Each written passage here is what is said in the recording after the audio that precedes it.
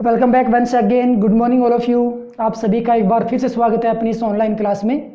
अंतिम क्लास तक बच्चों अपनी बात कर रहे थे आवेश के संदर्भ में, जिसके अंतर्गत हमने एक और दो अनावेशित गोलों को आवेशित किया था और प्रेरण द्वारा आवेशन की प्रक्रिया को वहाँ पे प्रभावी किया था। इसी कड़ी में आज अपनी बात करने वाले हैं कि जब अपने किसी भी पदार्थ को आवेशित करते हैं तो वह पदार्थ आवेशित हुआ है अथवा नहीं हुआ है उसका पता कैसे लगाया जाता है।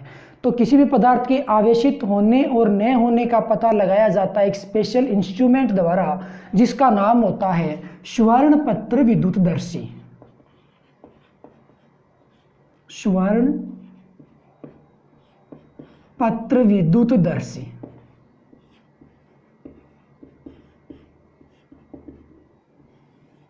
तो आज अपने इसी स्वर्णपत्र विद्युतदर्शी के बारे में अध्ययन करने वाले हैं कि ये स्वर्णपत्र विद्युतदर्शी क्या होता है, यानी कि जो गोल्ड लीफ नोड यानी कि इलेक्ट्रोस्कोप होता है वो किस प्रकार से काम करता है और क्या क्या काम करता है। ये जो स्वर्णपत्र विद्युतदर्शी है स्टूडेंट्स, वो दो मोस्टली यूज के लिए प्रयोग में लिया जाता है। नंबर फर्स्ट, किसी भी पदार्थ पर आवेश है अथवा नहीं, यानी कि वो पदार्थ आवेशित है अथवा नहीं। और नंबर दो, किसी भी पदार्थ में यदि आवेश है तो वो कौन सी प्रकृति का है, धनात्मक है अथवा ऋणात्मक है।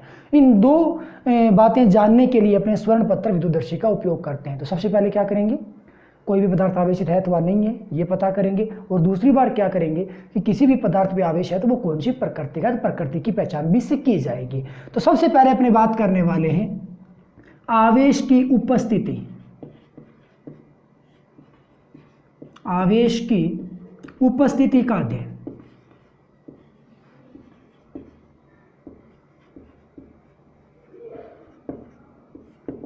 आवेश उपस्थित है अथवा नहीं इसका पता लगाएंगे। तो एक्चुअल में बच्चों होता क्या है, इसके अंदर एक बीकर यानी कि जार कह सकते हो, एक व्यवस्था होती है इस प्रकार से।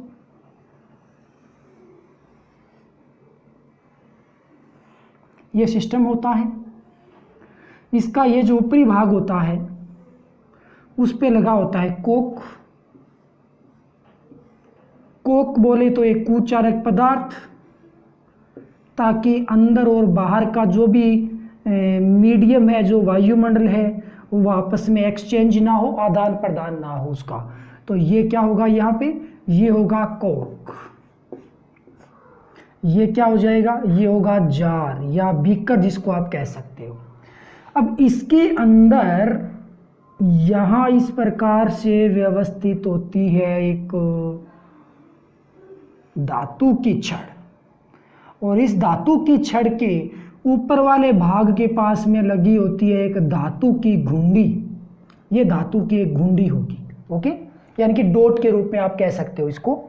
और यहाँ लगा होता है स्वर्ण पन्नी। दो सोने की प्लेटें यहाँ पे व्यवस्थित होती हैं, ओके।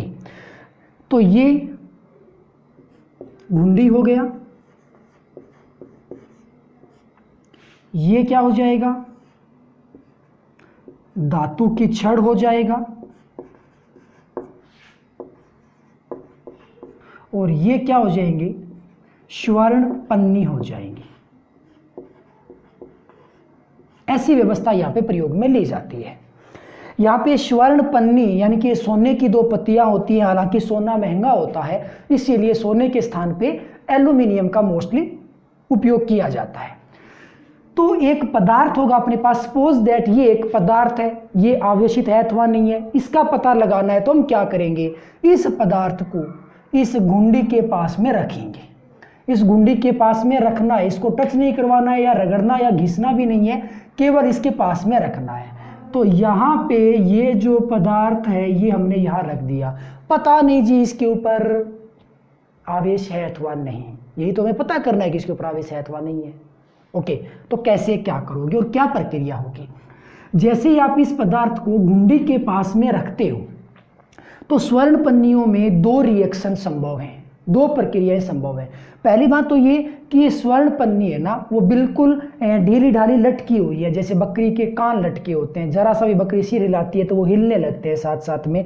तो ये स्वर्ण पन्नियाँ बिल्कुल बकरी के कान की तरह लटकी हुई रहती हैं। तो यहाँ पे जैसे ही आप इस पदार्थ को घुंडी के पास रखते हो तो स्वर्ण पन्नी में दो रिएक्शन होंगी। कौन कौन सी? नंबर एक, या तो ये स्वर्ण पन्नी फैलेगी, यानी कि सोने की पत्तियां हैं वो फैलेंगी, या इनमें कोई रिएक्शन नहीं होगा। बस ये दो स्टडी हमें करना है। दोनों को अपने बारी बारी से देख लेते हैं। इस धातु को यहाँ गुंडी के पास रखने से यदि स्वर्ण पत्ती फैलती है, इसका मतलब ये आवेशित है। क्यों?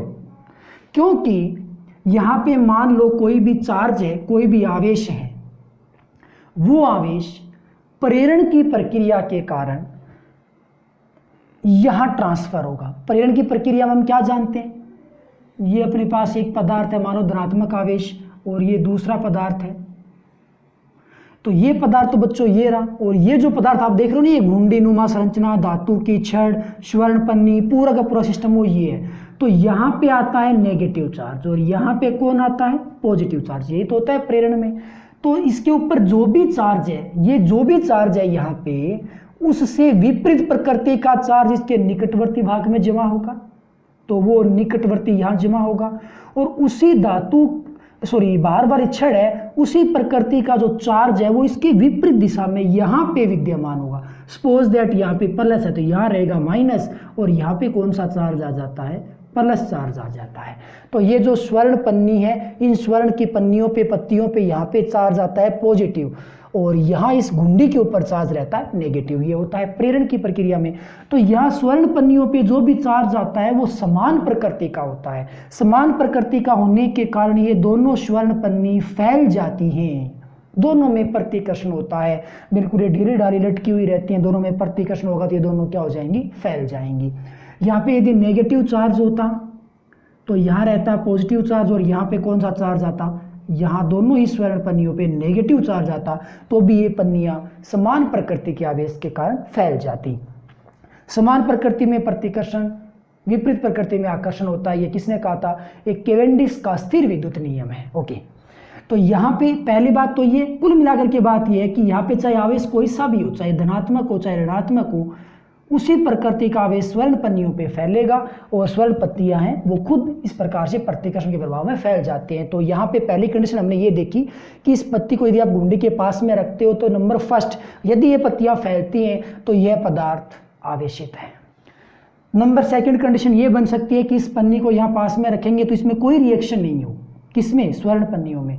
कोई रिएक्शन तब नहीं होता है जब इसके पास कोई भी चार्ज नहीं होता है। तो ये उदासीन है, तो यहाँ इसमें कोई रिएक्शन नहीं होगा, कोई प्रक्रिया प्रभावी नहीं होगी। स्वर्ण पन्नियाँ जैसी है वैसी की वैसी लटकी रहेंगी।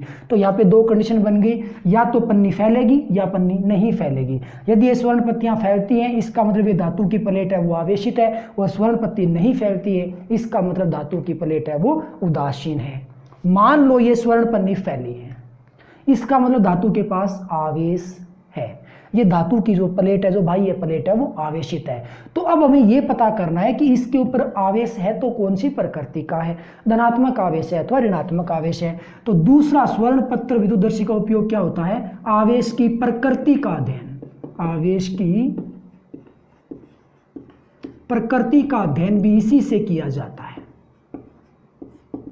आवेश की प्रकृति का अध्ययन कैसे होगा? उसके लिए क्या होता है, ये पदार्थ अपने एक बार हटा लेते हैं, थोड़ा सा डायग्राम मॉडिफाई करना पड़ता है हमें उसके लिए। ये जो घुंडी, धातु की प्लेट और स्वर्ण पन्नी है, इनको पहले से ही किसी ज्ञात आवेश से आवेशित रखा जाता है। सपोज दैट हमने इसको पहले से ही धनात्मक आवेश दे दिया। हम इसको जो भी आवेश देते हैं वो हमें पहले से ही पता होना चाहिए कि हमने इसको कौन सा चार्ज दिया है। ज्ञात आवेश से ये आवेशित होनी चाहिए, हमें ज्ञात होना चाहिए कि आवेश कौन सा है। धनात्मक आवेश दे दिया, सपोज दैट, चाहो तो नेगेटिव चार्ज दे सकते हो, कोई इशू नहीं है, बस आपको पता रहना चाहिए कि आवेश आपने कौन सा दिया है। इस कंडीशन में क्या होगा? फिलहाल कंडीशन जो भी है, दोनों ही पत्तियों पे समान प्रकृति का आवेश है, ये दोनों पत्तियां फैली हुई है। ओके, अब हमें आवेश की प्रकृति का अध्ययन करना है। ये अपने पास एक पदार्थ है, ये आवेशित पदार्थ है, पता करना है इसके ऊपर चार्ज कौन सी प्रकृति का है। तो इस पदार्थ को अपने रखेंगे यहाँ पे। जो भी चार्ज होगा, जैसा भी चार्ज होगा, प्लस या माइनस, जैसे धातु इस आवेशित धातु की प्लेट को घुंडी के पास रखोगे, स्वर्ण पत्तियों में पुनः दो प्रकार की रिएक्शन होंगी। नंबर 1, या तो ये पत्तियां और अधिक फैलेंगी या ये पत्तियां सिकुड़ेंगी, दो ही कंडीशन बनेगी। और अधिक फैलती है तो इसका मतलब क्या हो गया, ये पत्तियां यदि और अधिक फैलती हैं तो इसका मतलब ये हो गया कि यहाँ पे धनात्मक आवेश है वो और अधिक मात्रा में आ चुका है, यहाँ विद्यमान आवेश का परिमाण बढ़ चुका है। आवेश का परिमाण बढ़ने से दोनों के बीच में प्रतिकर्षण बल ज़्यादा लगेगा और ज़्यादा लगने से ये दोनों पत्तियां और अधिक फैल जाती हैं। तो यहाँ पे धनात्मक आवेश था, पत्तियां फैली, इसका मतलब यहाँ पे धनात्मक आवेश है वो और अधिक ज़्यादा मात्रा में आ चुका है। ये अंतिम किनारा है। यहाँ पे वही आवेश आता है जो इस धातु की प्लेट के पास होता है। यहाँ तो प्लस है तो इस पूरे भाग का नेगेटिव चार्ज है ना वो यहाँ जमा होगा। नेगेटिव चार्ज जमा है वो आपको दिखाई नहीं देगा। क्यों दिखाई नहीं देगा? क्योंकि ये नेगेटिव इस एक्स्ट्रा पॉजिटिव से क्या हो जाता है, निरस्त हो जाता है। तो कुल मिलाकर के यहाँ पे नेगेटिव चार्ज आता है। इसका दूसरे शब्दों में मतलब ये होता है कि यहाँ धनात्मक आवेश की कमी हो जाती है और यहाँ पे धनात्मक आवेश बढ़ जाता है। तो यहाँ अंतिम किनारे पे वही आवेश ज़्यादा बढ़ता है जो इस धातु के पास होता है। तो यदि पत्तियाँ फैलती हैं, इसको हमने धन आवेशित कर रखा था, यदि पत्तियाँ फैलती हैं तो धातु की प्लेट के पास धनात्मक आवेश होगा।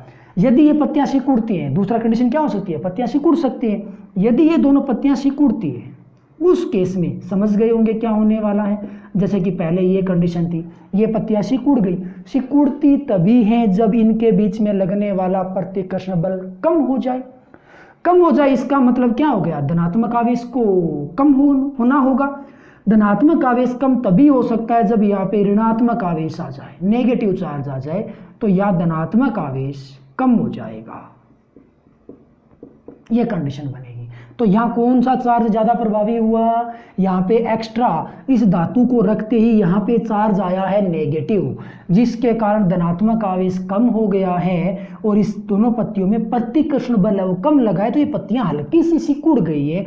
तो भाई यहाँ पे कौन सा चार्ज मिलेगा आपको, नेगेटिव चार्ज मिलेगा और यहाँ पे पॉजिटिव चार्ज है वो बढ़ जाता है। तो कुल मिलाकर के हमने इसको पहले से धनावेशित कर रखा है। दो कंडीशन बन सकती है, या तो ये पत्तियां फैलेंगी इसका मतलब यहाँ पे धनात्मक आवेश बढ़ा, इसका मतलब ये प्लेट धनावेशित है, या ये पत्तियां सिकुड़ेंगी मतलब इसके ऊपर ऋणात्मक आवेश बढ़ेगा, या ऋणात्मक आवेश बढ़ेगा तो ये जो धातु की प्लेट है वो नेगेटिव चार्ज से आवेशित है। तो यहाँ हमने पॉजिटिव है या नेगेटिव है इस बात का पता लगा लिया है। तो ये पूरी की पूरी जो रामायण होती है वो स्वर्णपत्र विद्युतदर्शी की होती है। स्वर्णपत्र विद्युतदर्शी एक ऐसा जो इलेक्ट्रोस्कोप है वो एक ऐसा डिवाइस होता है, यंत्र होता है जो आवेश की उपस्थिति का अध्ययन करता है और आवेश की प्रकृति का अध्ययन करने में भी प्रयोग में लिया जाता है। सो बच्चों इस बात का आप अच्छे से याद रखोगे, इस बात का ध्यान में रखोगे। तो आज के लिए बस इतना ही, कल अपने बात करेंगे इसी टॉपिक को आगे बढ़ाने के लिए। तब तक के लिए बाय, थैंक यू।